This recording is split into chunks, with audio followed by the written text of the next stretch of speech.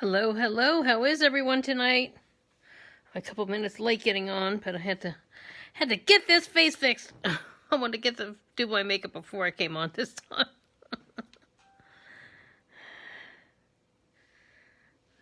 Hello, hello. Hey, how are you? Thanks for joining. I'm actually putting the phone in the tripod while I'm talking.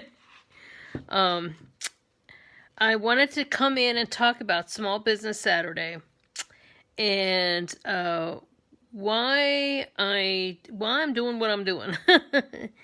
And I'll eventually get to stuff that's on sale, but I want to talk a few minutes about why it's important to me. Why is being a part of, hey Marcy, why being part of a small business is important for me, and supporting other small business people. So for years, I started out, some of my first jobs were I was on my own, just kind of like knocking on doors saying, can I cut your grass? Or we all kind of start out in a way as independent entrepreneurs, whether we want to be or not, right? And kind of like whether it's cutting the grass or you're babysitting or doing things like that. You're kind of like when you're very, very young, you're kind of like you're in charge of your own destiny, right? It's like a clean slate. And, and then of course, as you get a little older, you might get a job as an employee somewhere at a store, retail store, or you might have been, working in a restaurant or working in, different kind of, types of situations. I went from being, doing like odd jobs around the neighborhood to working retail. I worked retail. One of my first jobs was I worked in I wasn't really wasn't all that into little kids when I was in high school, but one of my first jobs was working at a little kids clothing store. And that was like someone who knew someone who worked. It was a manager of that store. Was a friend of one of my church counselors who helped me get that job. And I only did it once. I'd say maybe like a spring semester of 11th grade. And I learned a lot. I learned what I wanted and I learned what I didn't want. And let me make sure is everything on. Is my sound on? Okay. And so and you kind of move from that. At that point, I didn't want to just be in retail. I wanted to kind of do more than that. At that point, all I had envisioned for my life was I had certain visions of designing clothes and at that point, or maybe being in fashion merchandising. And I had, but at that point you would work retail and then work your way up to management and work your way up to being a buyer of a store and then work your way up. And I was sort of like, I kind of didn't want to go that route.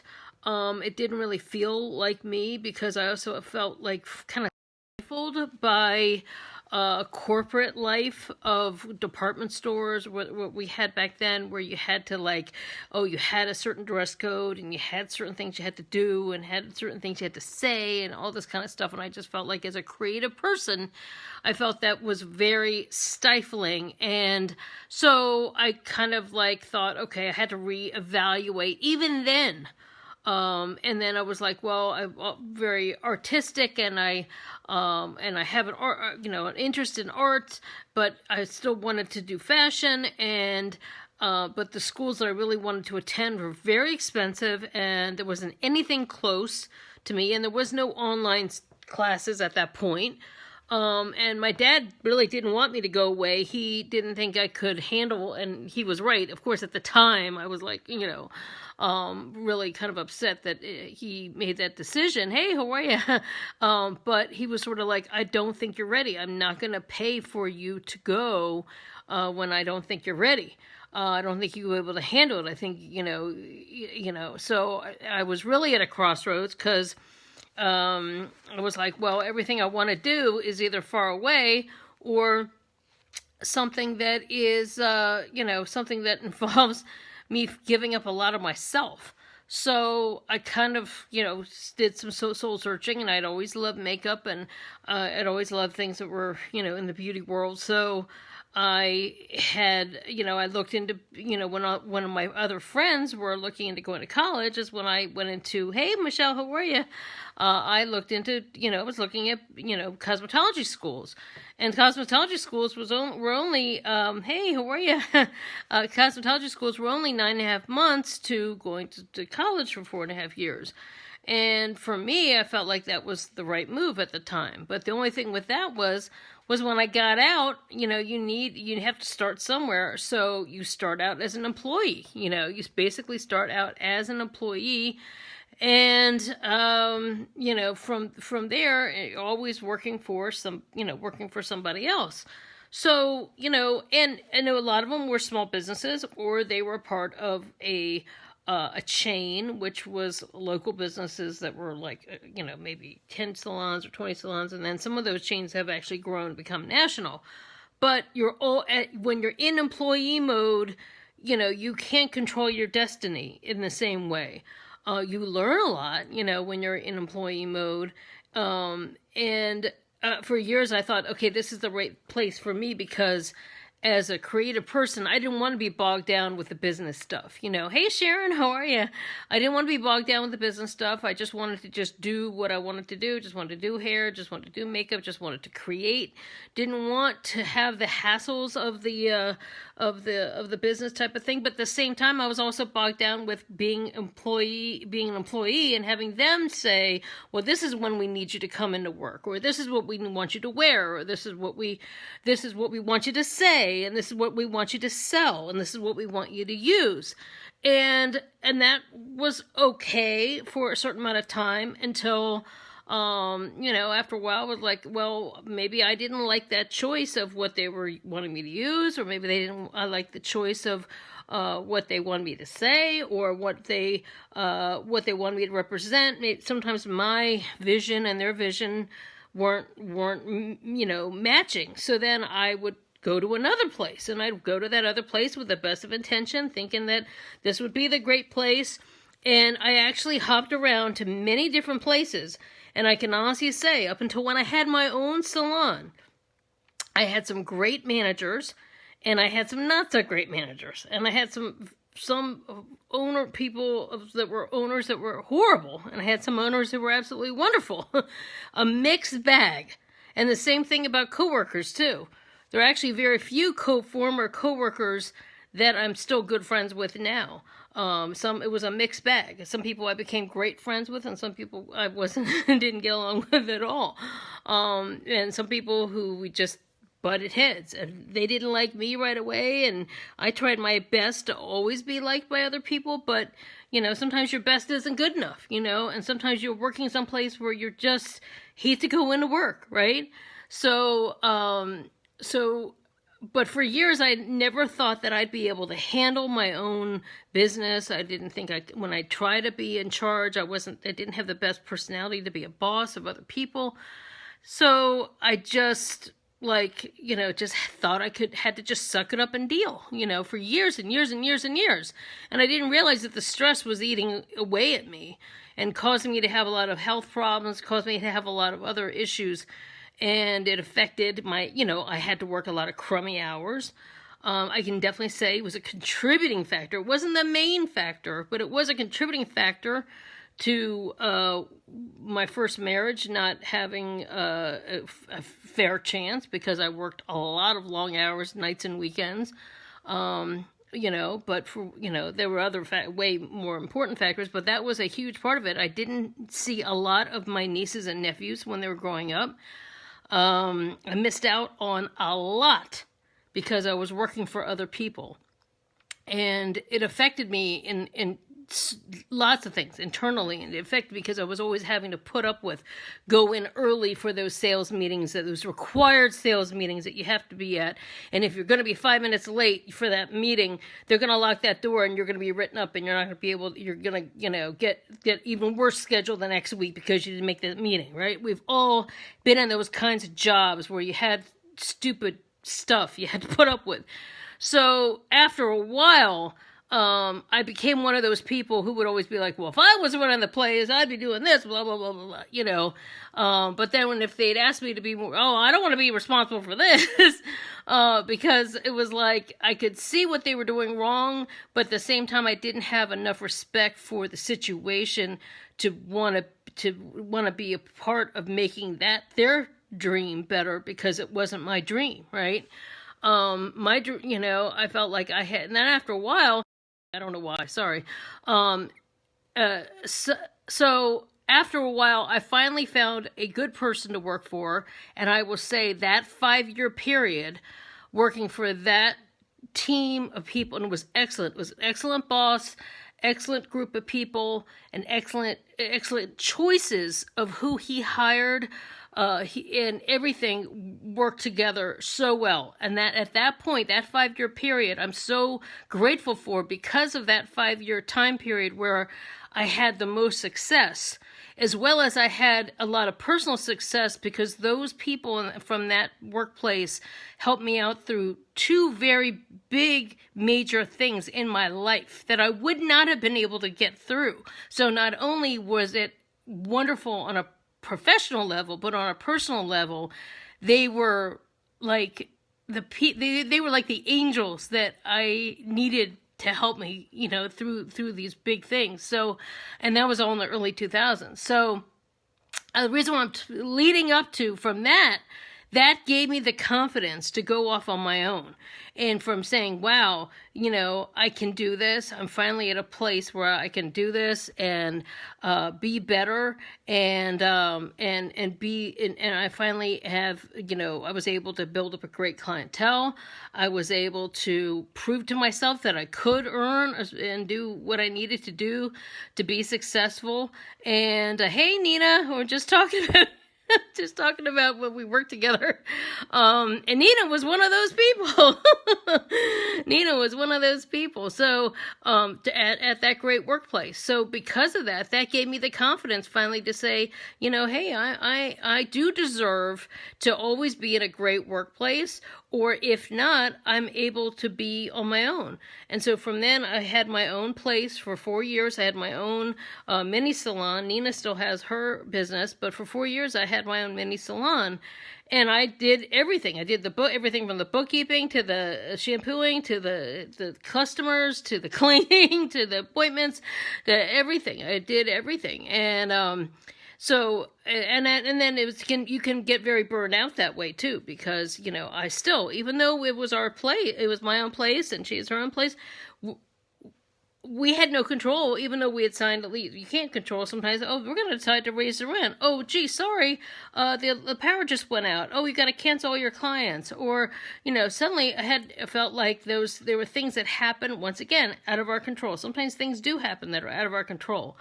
But when you know, some things might break in the store, some things might, you know, things can happen. You have to be in charge of all those things. So after a while, that you got burned out on that. So then I was like, okay, what next? What is next for me? Once I got so burned out on that, and it was a lot to maintain, especially after the recession of 2009, and which carried over to 2010 and 2011. By 2012, I said I can't go into 2012 at this point. At the end of 2011, I said, that's it, I'm closing. I proved to myself I could do this. I've no regrets, but I was done, okay? I was looking for something else. Did I want to be another employee again? No. But we moved, and I thought, okay, I'll just try to do what I did before. And it just, for whatever reason, it wasn't in the cards to me. So I kept looking and looking for answers. I kept trying different things. Somehow I ended up in doing all kinds of different things I never thought I'd be into. I ended up working in a place where I was basically loading and unloading a truck, you know. I was cleaning houses. I was doing all kinds of things. I can't even go into all the crazy details of things that happened from that point on.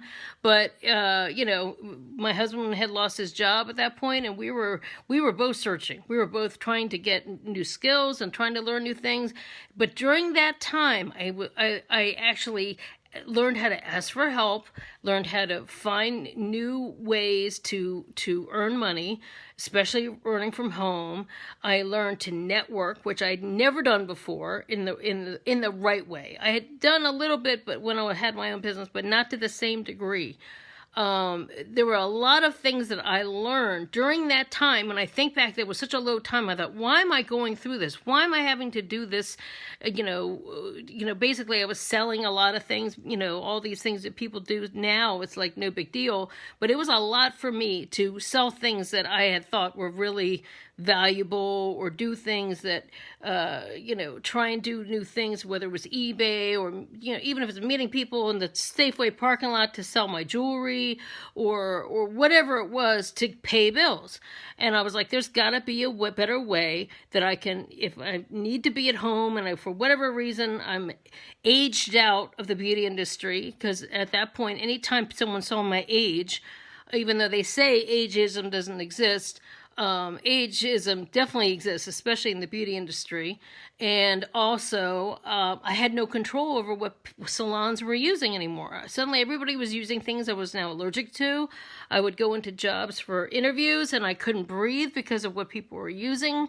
And I developed a really severe allergy to a lot of products, so I couldn't find a place that I got along well with everybody, and and they would hire me, and they were willing to work with me, and it was the same great setup that I had before. And I was like, am I gonna spend at 48 years old, am I gonna spend the next 20 years of hopping around like I did before to find that one great place again, in this industry? I was like, I don't have time to waste like that, So I had to be looking for things to and some of the home-based businesses I had at that point, I made a lot of mistakes. Okay, I'm sure I annoyed a lot of people. I made a lot of mistakes that I did a lot where I never did anything personal anymore. Everything I was posting on social media was sell. I wasn't. I didn't have, I was thinking of how are we going to get through this. I wasn't really as empathetic to other people who were going through stuff, but it actually taught me to be more empathetic, because before that I was like, why is everything happening to us? Why is everything happening to us? But I actually learned that there were other people going through things, and I think also other people became more open too. I can say when I discovered, a few of the other companies I work for, I learned, as we all learned as we are going with this whole social media thing, and we started to learn how to correct our mistakes and how to do better, how to attract a better, more loyal following, how to show our best self, and how to be and showcase the products better.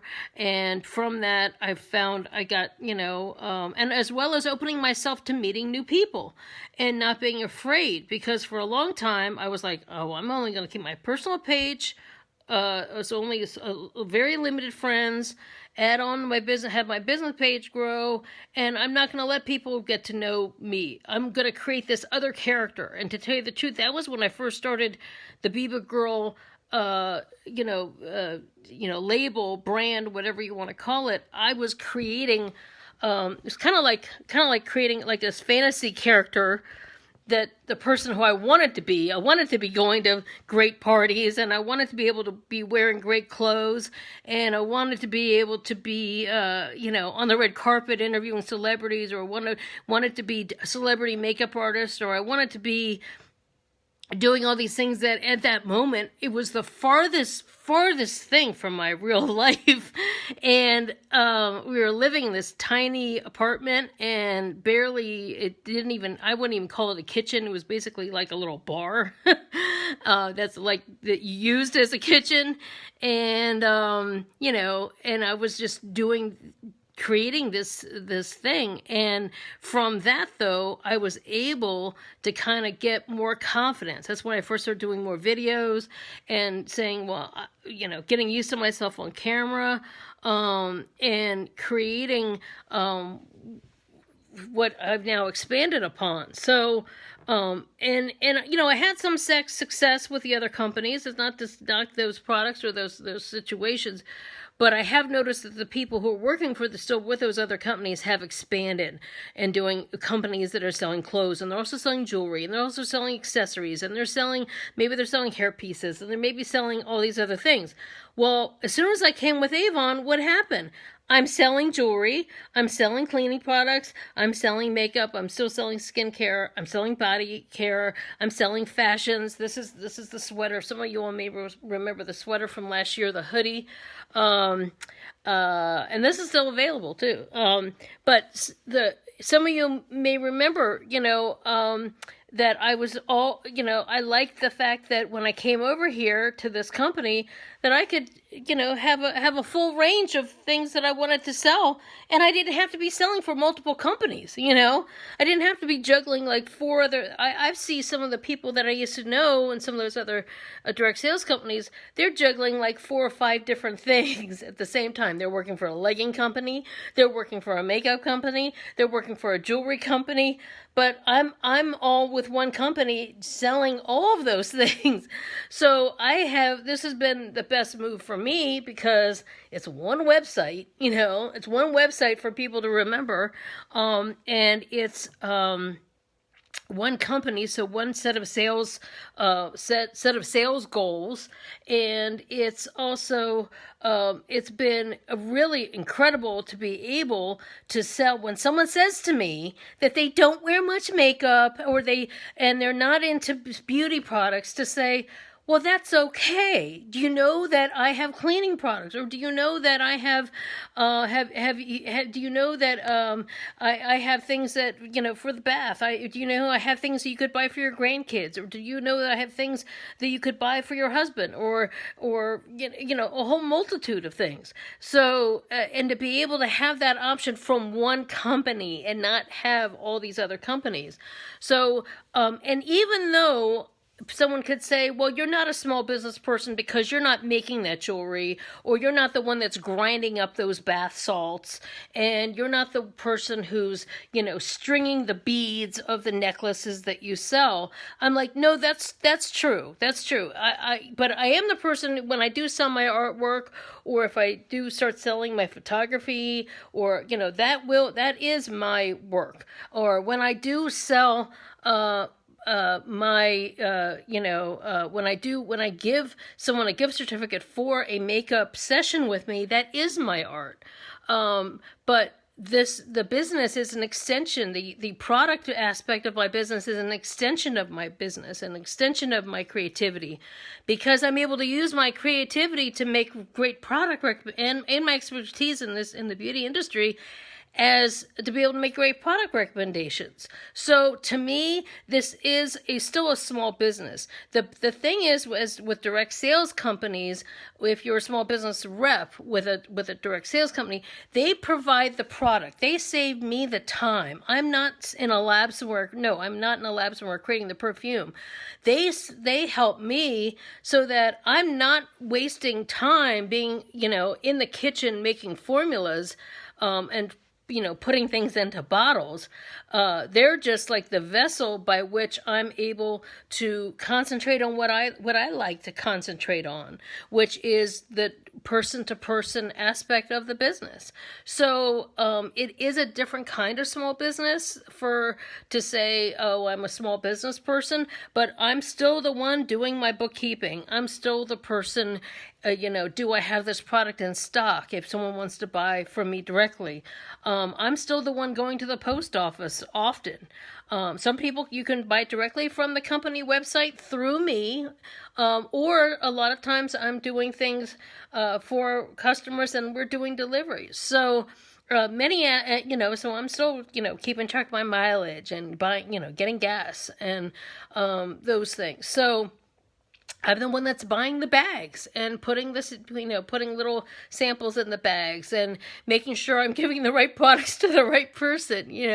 So, this is what, to me, being a part of a small business is I have the freedom to set my own hours. I have the freedom to wear what I want, most of the time. I have the freedom to, if I don't feel great that day, I can sleep in. I have the freedom to be able to control my when I see customers, if I want to offer gift certificates, which I do, to be able to, if I want to host a party or, of course with COVID limited, but if I wanted to do a virtual party for someone, I can. Some people don't want to do that. They're not as socially driven as I am. You can control how you work your business. You can control many aspects of how you work your business. So it's an amazing thing to be able, or you don't even have to do lives. You don't even have to post selfies.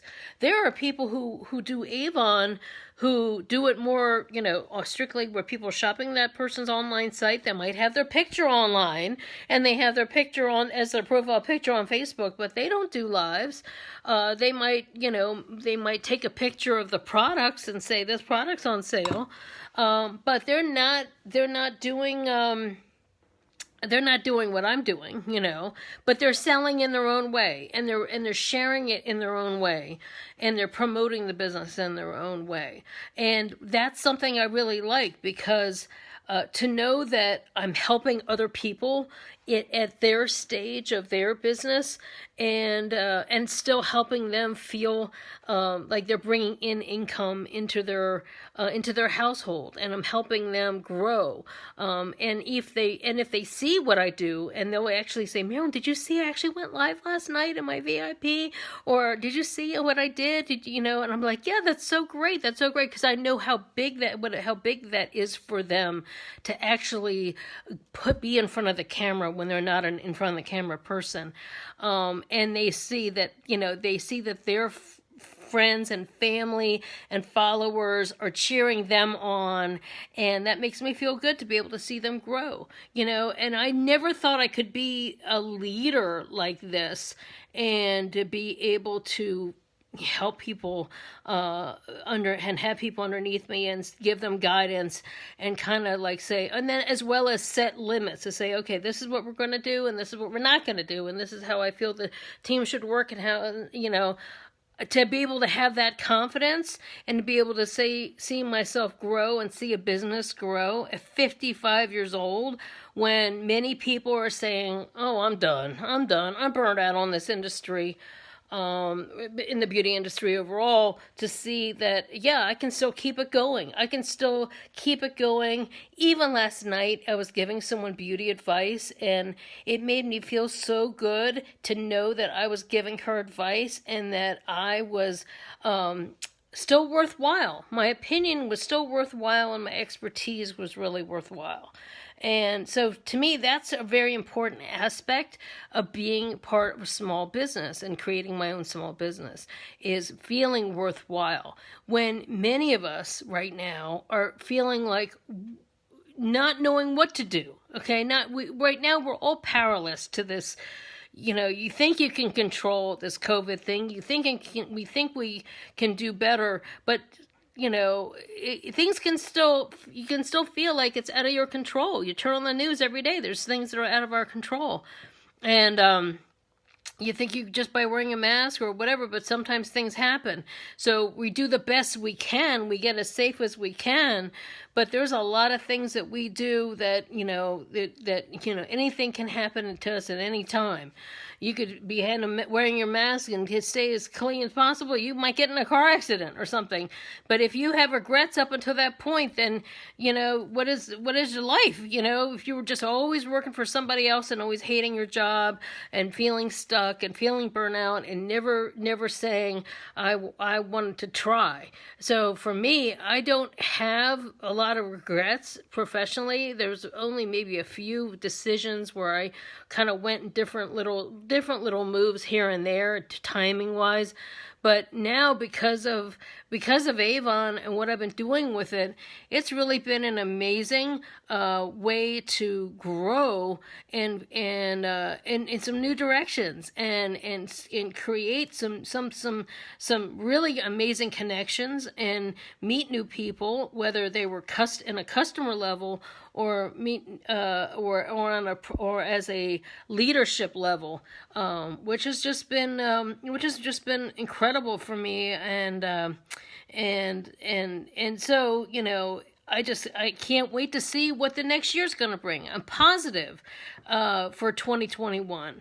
Not I was positive for 2020, and the thing is that as crummy as 2020 has been on so many levels, I can say that 2020 has actually been one of the best years that I've had since I'd say my first year when I had my own salon in 2007, that fall of 2007, early 2008. That was one of the best years of my career. And then that 5-year period when I worked for that great salon, those were the best years of my beauty career. But it had been a big gap from 2011 until 2020. And up until 2020, I was always sort of like coasting. But with Avon and my business, I have reached some heights that I never thought I'd get to the point where I'd say I'm so this close to hitting this huge goal, and I will make it. I know I'll make it.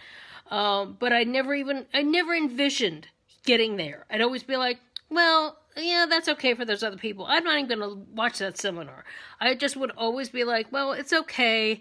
I'll get here, but I can't even envision getting up that high. I can't even envision it. I'm not even going to try. I don't want to be a pain. I don't want to do it. I would set myself up for failure in my mind, and I don't know why I did that. And I'd always think that level was for other people to reach, but I just felt like, well, I'm okay, and only those higher ups, they'll be able to get there, and these people, they have that magic that I just don't have.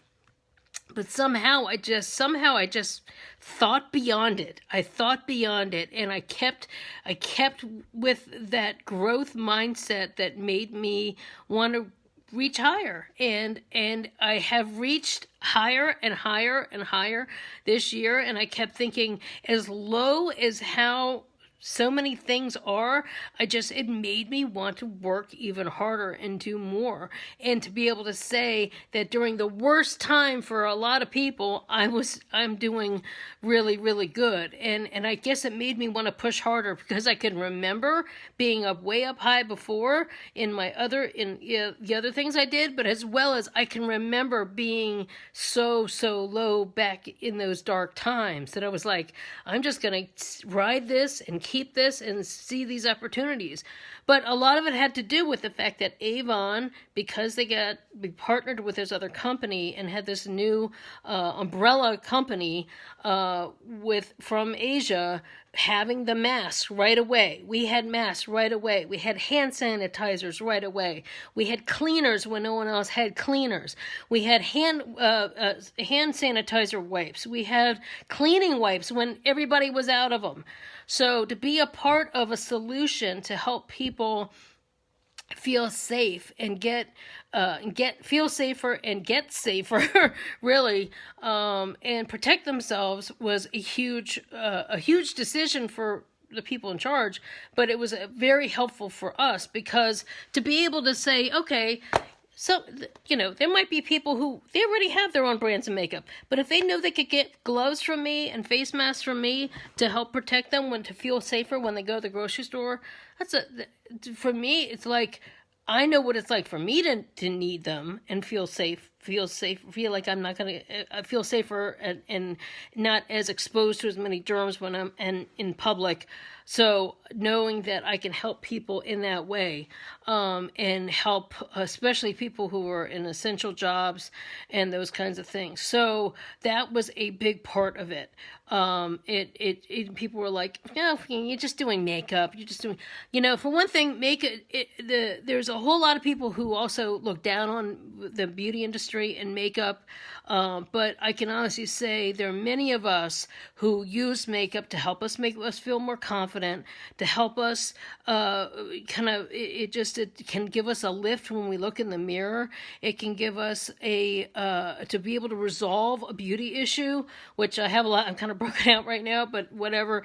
To feel like you're on the other side of taking control of something, whether it's your hair being calming from being frizzy, or your face, doing better, or having your eyebrows back again, or your lashes back again after losing them to cancer, or whatever it is.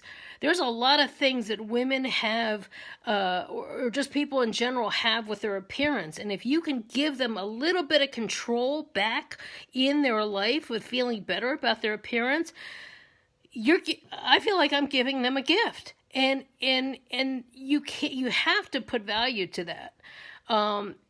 It really makes a difference. And when you can feel better, you can face the world better, you can face your problems better, you can kind of move forward better, you can kind of get to the other side of it, and kind of deal with some of the other stuff, A great pair of earrings can, for me, or mascara or something, can make me feel so much better. And I know that sounds ridiculous to someone who isn't interested in those things or doesn't experience it. But I feel so much when my hair's looking good, or I'm feeling good, or I'm wearing things that make me feel better. I project a better me. I project the me that I want to project and that I want others to see, and I feel more confident and do a better job, And so anyway, I just wanted to talk about what for me, being a part of being a small business owner and having a small business, I'm able to control my own destiny. Basically, I'm able to control how much I earn, how much I want to earn. If I want to earn, if someone's on a fixed income and they only can bring in a certain amount, you can only work that little bit to just earn that little bit to bring in a little extra, so you don't lose your disability or Social Security, whatever you have going on, or pension, or whatever any kind of limitations that somebody might have. If someone has a situation where they can push and they can try and do more and earn more, you're in charge. That's what's great. And especially if people who aren't that interested in the beauty aspect, they can concentrate on other aspects of this business. If someone's more into the clothes, or if someone's more into the cleaning, or if they're more into the skincare or the body care or the kids, the products, or the jewelry, they can concentrate. You can concentrate on any aspect of your business.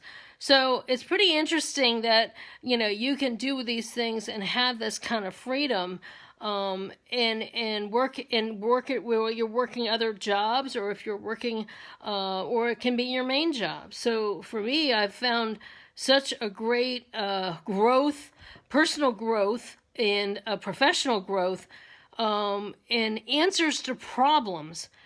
For a long time, because I was facing so many things, whether it was my own inability to be able to withstand the chemicals anymore in the beauty industry, or being able to find the right thing to bring in income to feel worthwhile in my household.